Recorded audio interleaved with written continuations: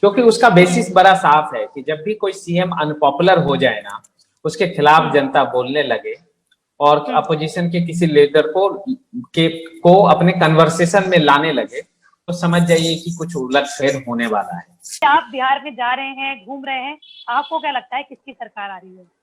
ये है कि देखिए 2 महीने पहले जो मुझे लगता था, 2-3 महीने पहले, मतलब कोविड जब इतना एक्सपोज नहीं हुआ था, 3-4 महीने हम्म। मान के चलिए, 6 महीने पहले मुझे लगता था कि मोटा मोटी ड्यू टू, और चूंकि 1 साल से मैं बिहार आया भी नहीं था, तो मुझे लगता था कि बहुत लोग कहते थे कि स्वीप हो जाएगा एनडीए का, लेकिन मुझे लगता था स्वीप तो नहीं होंगे, लेकिन ये लोग मेजोरिटी क्रॉस कर जाएंगे। हम्म। लेकिन 2 महीने से पहले, और दो आई थिंक 3 महीने हो गए, मैंने सितंबर अगस्त लास्ट में एक बिहार के ऊपर पीस लिखा था, जिसमें नीतीश सरकार के कुछ माइग्रेशन डेटा ये सब को कुछ लिखा। उस समय कई लोगों ने, हमें जो जानते थे इलेक्शन में, वो कहते थे कि आप एक स्ट्रांग स्टेप ले रहे हो, आप कह रहे हो कि फंसेगी चुनाव, ठीक है, ये इतना आसान आपको लग रहा है क्योंकि कोई भी नहीं कह रहे। तो कुछ दिन पहले तक मुझे यही लग रहा था कि ये चुनाव फंस रही है, मतलब हंग असेंबली की तरफ जा रही है, क्योंकि उसका हम्म। बेसिस बड़ा साफ है कि जब भी कोई सीएम अनपॉपुलर हो जाए ना, उसके खिलाफ हम्म। जनता बोलने लगे और हम्म। अपोजिशन के किसी लीडर के को अपने कन्वर्सेशन में लाने लगे, तो समझ जाइए कि कुछ उलटफेर होने वाला है। उसका हम्म। स्केल क्या होगा, ये बात की बात है। तो मुझे लगता था कि हंग असेंबली होगा, मेजोरिटी से अब दूर रह जाएगी एनडीए। लेकिन अब पिछले कुछ दिनों से वो हो रहा है, क्योंकि मुझे लग रहा है कि शायद, और इसकी ज्यादा संभावना है कि महागठबंधन को मेजोरिटी मिल जाएगी और क्लियर एंड कंफर्टेबल मेजोरिटी आ जाएगी, क्योंकि कुछ कुछ बातों के जो सेंस है, क्योंकि मैं एथनोग्राफिक स्टडीज भी करता हूँ और डेटा एनालिसिस भी करता हूँ, और ज्यादा समय नहीं, पिछले 5 साल से बिहार के चुनाव से ही ऐसा फील्ड में जाके वो करें।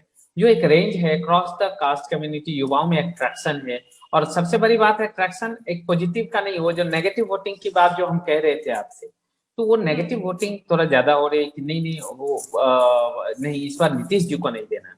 कल मैं विक्रम गया था पटना से, कुछ देर पहले फर्स्ट फेज की वोटिंग थी वहां पे, और कुछ भूमियारों और कुछ बनिया से मेरी बात हुई थी, जो कैडर वोट है बीजेपी के। तो बीजेपी। उस हम्म। वहां पे, हाँ वहां पे जो बीजेपी का पुराना कैंडिडेट था, उनको बीजेपी ने इस बार टिकट नहीं दिया, किसी और को दिया।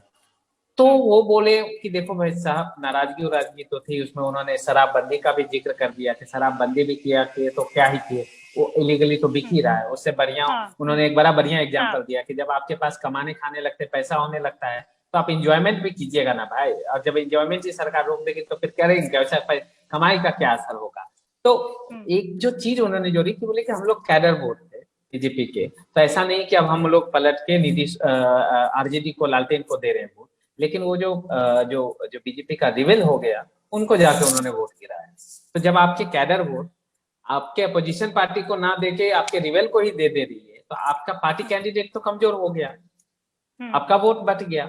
तो उसमें आप साफ है कि दूसरे वाले निकाल लेगा, क्योंकि उसका वोट तो इंटैक्ट है। तो कई सारे ऐसे इक्वेशन बनते रहते हैं चुनाव में।